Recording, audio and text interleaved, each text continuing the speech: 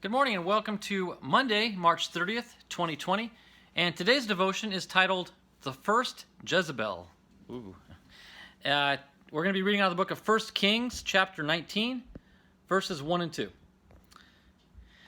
Ahab told Jezebel all that Elijah had done, and with all, how he had slain all the prophets with the sword. Then Jezebel sent a messenger unto Elijah, saying, So let the gods do to me, and more also, if I make not thy life as the life of one of them by tomorrow about this time. Jezebel in Revelation is representative of false religion and idolatries, and idolaters who attempt to seduce believers away from God through pleasure.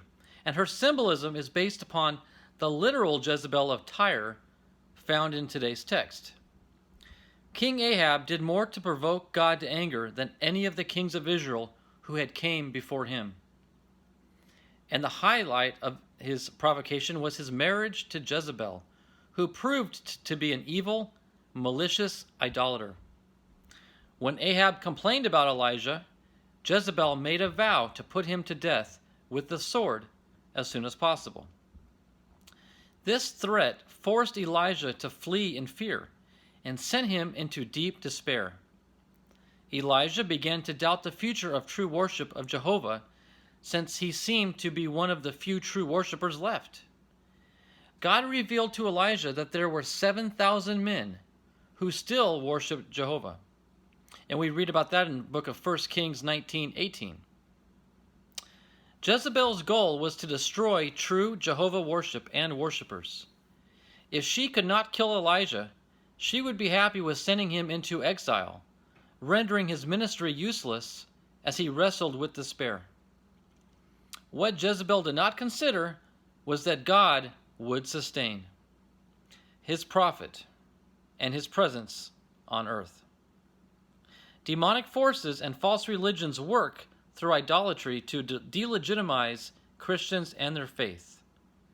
Do not be overcome by fear. No matter how many may be against you, God will sustain his children. And our final thought is, no enemy can tarnish God's glory. I want to go back up and read something again to you that we read earlier in the devotion, where it talks about Elijah fled into exile for fear of his life. Jezebel basically put a death warrant on his head. And that would scare any prophet, or anybody for that matter, so he ran. But he was obviously concerned because he thought, with him leaving, if Jezebel starts attacking all the other prophets, there's going to be no more prophets, there's going to be no more worshipers of Jehovah. And it might end. But behind the scenes, unbeknownst to Elijah, God revealed to him that there were 7,000 worshipers that Elijah did not even know about. So that brought comfort to Elijah.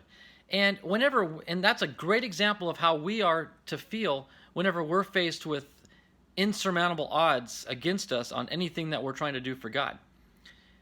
Whatever you're going through, whatever you may be dealing with, turn to God and say, God, please help me and show me that I'm not alone in this. In other parts of the Bible, we're told that there is nothing that mankind can experience today or feel today that's not been felt or experienced by anyone in the past. There is nothing new under the sun, so to speak.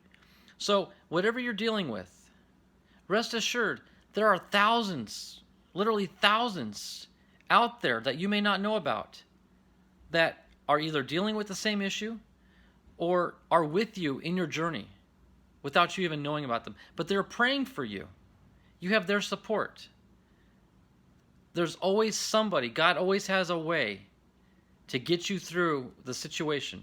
And if that's through his divine intervention or by him supplying more like-minded people such as yourself, there is always a way. God finds a way to get you to that place of peace.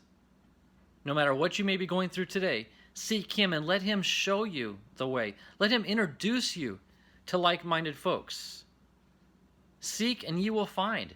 Seek out fellow believers. Seek out like-minded folks, and God will introduce you to them.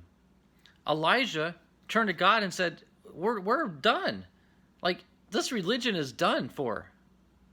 And God says, no, I've got 7,000 more over here, which blew his mind, I'm sure. Elijah was beyond him, excited, obviously, very excited.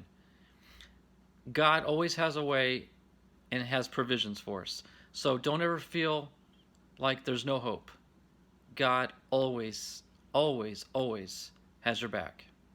So I hope that's been encouraging to you. If you're going through something today, just remember this. You're not alone. Ask God to help. Ask God to intervene. Ask God to introduce you to somebody that can help you out. And I promise you, God will come through. So thanks for joining me today. I hope it's been inspiring and entertaining for you. And I look forward to seeing you all tomorrow in our next devotion. Take care and God bless. Bye-bye.